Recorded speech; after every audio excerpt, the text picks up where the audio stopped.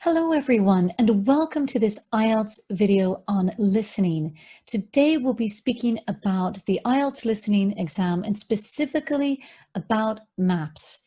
And occasionally during section 2 of the listening exam, you'll see a map appear, and that's what we'll be talking about today. So you might remember in a previous video that we spoke about the format of the exam, of the listening part of the exam, that there are 4 sections to the exam. So we have section 1, a 2-speaker conversation. We have section 2, which is 1 speaker discussing a general topic. 3 is the 4-person discussion. And then section 4, it's a lecture with 1 person talking. So today we're focused on section 2, 1 person who is describing a map. And generally, you have about 7 minutes for this type of question. And so we'll cover what's to be expected in the maps question. We'll speak about the vocabulary, the lexical resource, the strategy, and finally, we'll do an example together so that we can get some experience on how to do this tricky type of question. So just a reminder, it's 1 speaker describing a map, and you will have 10 questions. And those questions are in multiple choice. So it looks something like this. You'll see the instructions at the top, and then you'll see a map below. And then on the right side, you'll see some boxes that you have to fill in.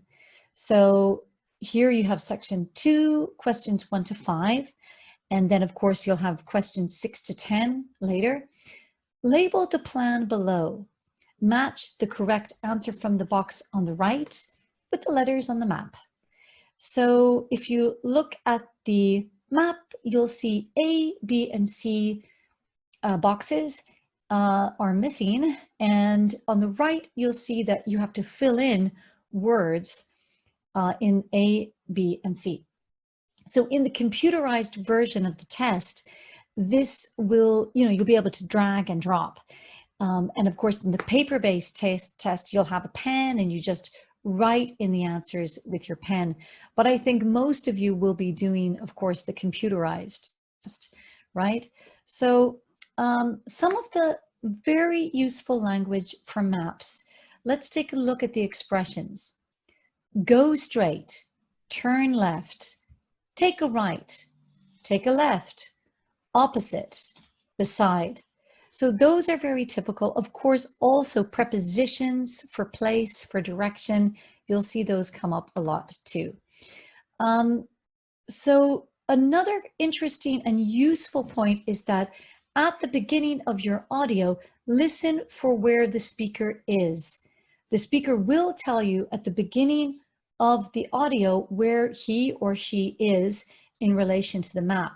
So as soon as you hear that, you can put an X on that point or just make a note of it in your head so that you know where to start. So that's an important point. On the map on the right, you see the room entrance. Perhaps that's the starting point. What is the method for this question? Number 1, study the instructions, which we've already done. We've already read the instructions. Number 2, examine the map. What is it? If we look at this map, we see a library, a dance studio, a performance hall. Sounds like a school, a music school, maybe a dance school. Number 3, identify the features on the map. So we see a library, dance studio, performance hall. So obviously A, B, and C are also probably similar types of rooms that are missing from this school. So now we know what we are looking for.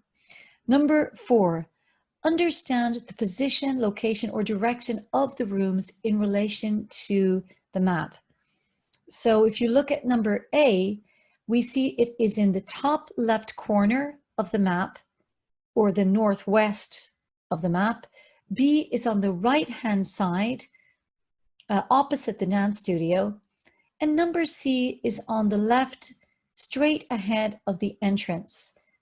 So when you know what the position is of the missing spaces or places or points on your map, you can remember the direction or the location so you're ready to hear it in the audio when you listen.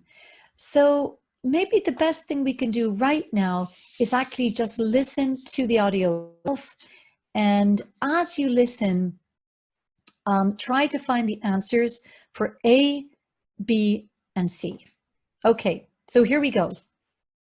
Welcome to the School of Performing Arts of Allentown. This modern building was constructed just 4 years ago to offer dance and instrumental lessons for students of all ages. We are now at the entrance of the school.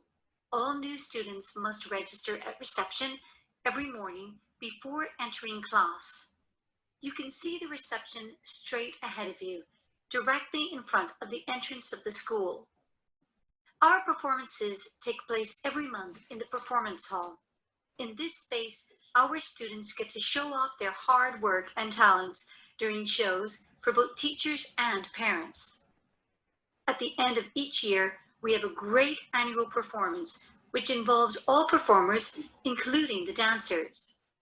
Just to the left side of the building is our large dance studio, where our dance students focus on contemporary, traditional dance, and ballet. Just next to the studio is the staff room, where teachers conduct meetings and have lunch. Please continue on to the library, where you will find a rich supply of resources and study material on dance, musical theory, history, and performance. We encourage students to read for at least 3 hours per day.